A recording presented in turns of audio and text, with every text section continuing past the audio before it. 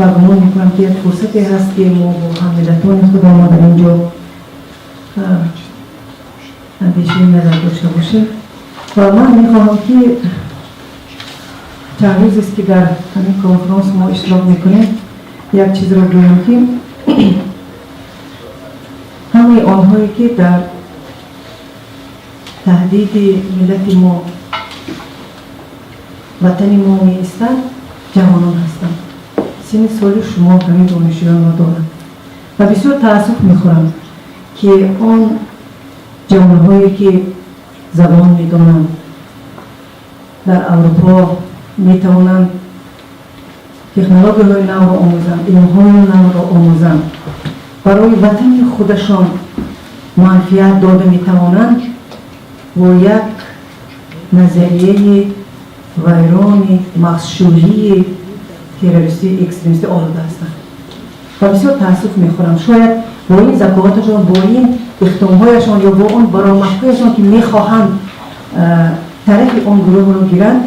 در تاجیکستان شاید آنها به ملت منفعت زیاد بود و گمان میکنم که آنهایی که در اینجا نشستند حقیقتا هم برای آن آمدن که معلومات خوب گیرند، متخصص خوب شوند و به وطن برگردند و به ملت تاجیک خدمت کرده باشند. یک چیز رو گفتنی هستم که هر یک چیز، هر یک حرکت، هر یک روش، هر یک نظریه ریشه های خود را دارد و از بس که من محقق همین پروسیس سیاسی و موضوع مقاومت سیاسی و برند صلح تاجیکان هستم و این چیز و این کار حتی فاجعه اولوی ما را وادار کرد که من حقیقت همین فاجعه اولوی ما را آموزم و آن را حتی در شکل رساله علمی دفاع کنم. شاید به انسان نزدیکترین چیزی که در اینجا در برآمدگاه بودند و استاد فاطمه محبت گفتن که ما از عائله، یعنی همبستگی ما تاجیکان در عائله، احترام عضو عائله، نزدیکان، همسایگان، همدیهگان و همملتان ما بسیار استوار است و شاید ما با آن فخر کنیم، چون که ما میدانیم که در دنیا خلقهایی هستند که نااتفاق هستند و حتی یک تعامل دوستی رفاقت ندارند. تاجیکان همه وقت در همه زمانها شاید با همین فرهنگی بسیار صلح دوستانه‌شان، مسالمت داشتنشان و صمیمی بودنشان فخر می‌کردند و همون شاید برای شما یک فاجعه یک عائله تاجیک که در سال‌های جنگ شهروندی یک مثال گویم که آبی نماید، لیکن گمان میکنم که این برای دانستن تاریخ، دانستن اون که امروز شما، امروز در این کشورهای خارج خواندن شما، امروز این آزادی شما، همه امکانیت‌هایی که امروز از نام دولت تاجیکان در خارج داره، بابایان و بیبی‌هایتان، پدرانتان، مادرانتان سهم داشتند و هیچ وقت این سبب، این غمخواری رو باید از یاد نبرید. و وقتی که من در کنفرانس درباره همین فاجعه عائله گفتم، بسیارها در تالار از من پرسان شدن و حتی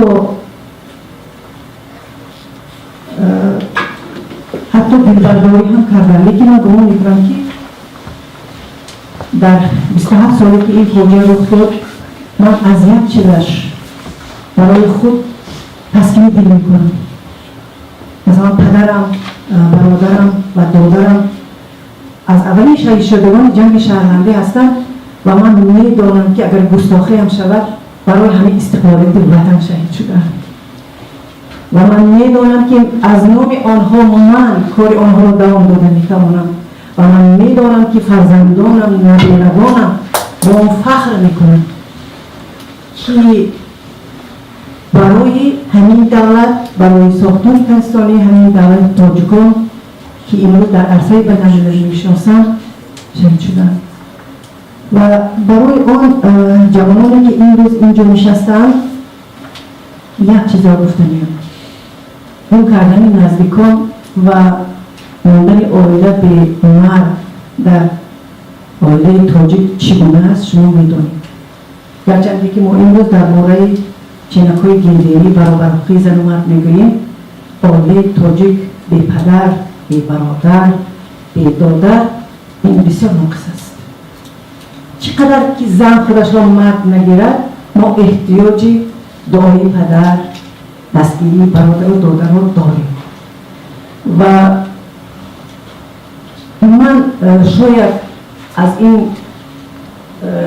همه مهربانی ها محروم شده باشم، هم یک چیز را در ذهن خود جا دادم که شاید برای این استقلالیت اینقدر جان‌نثار، اینقدر قربانی چرا شد. و پیش از همه همین گروه تروریستی اکستریمیستی که این در خانه و در سرحد ترکمنستان ناحیه بخش بود و خانه ما بسیار نزدیک واقع بود، باعث اون گردید که نه تنها آیله من، یکچند آیله های دیگری که در همسایگی زندگی میکردن اولین قربانیان این جمع شدن. پیش از همه هر باری که من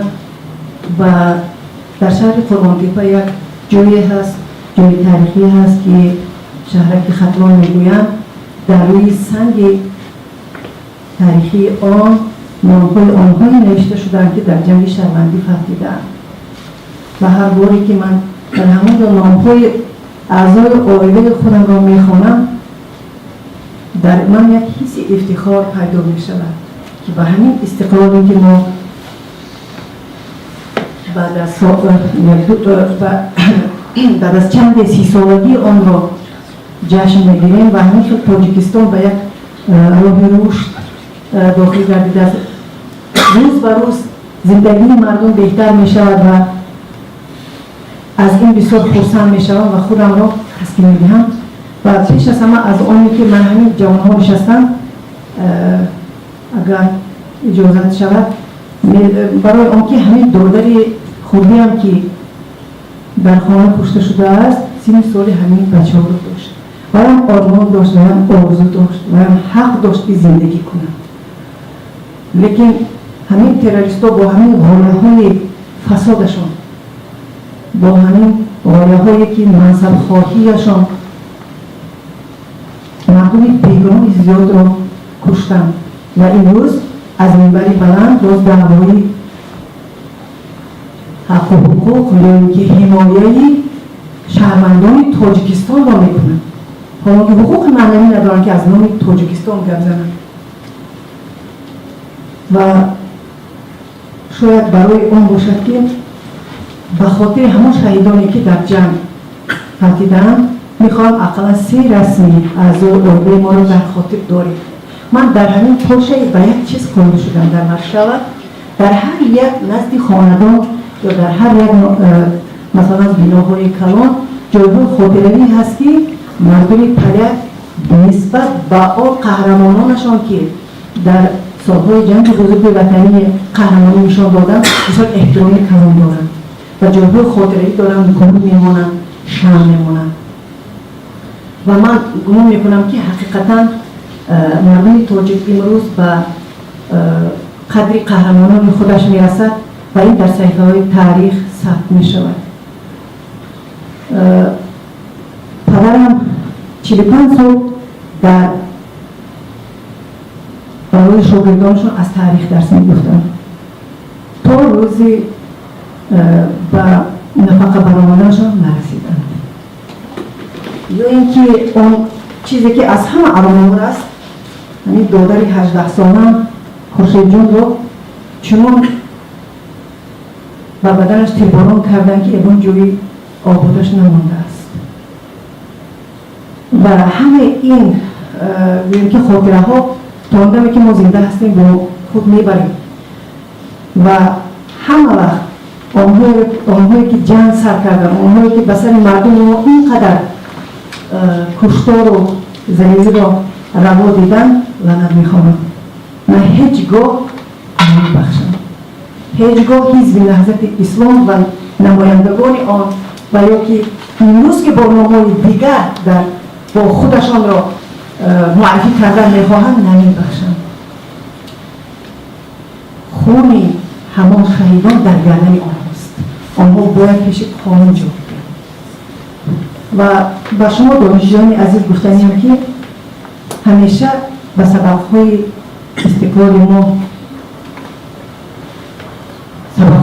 ما را آموزید، قدر کنید و قدری همین قهرمانی‌های آنهایی که برای شما امروز این امکانیت‌های خوب دادن برسید و به وطن برگردید. وطن شما را همچون متخصصان خوب وطن دوست انتظار است.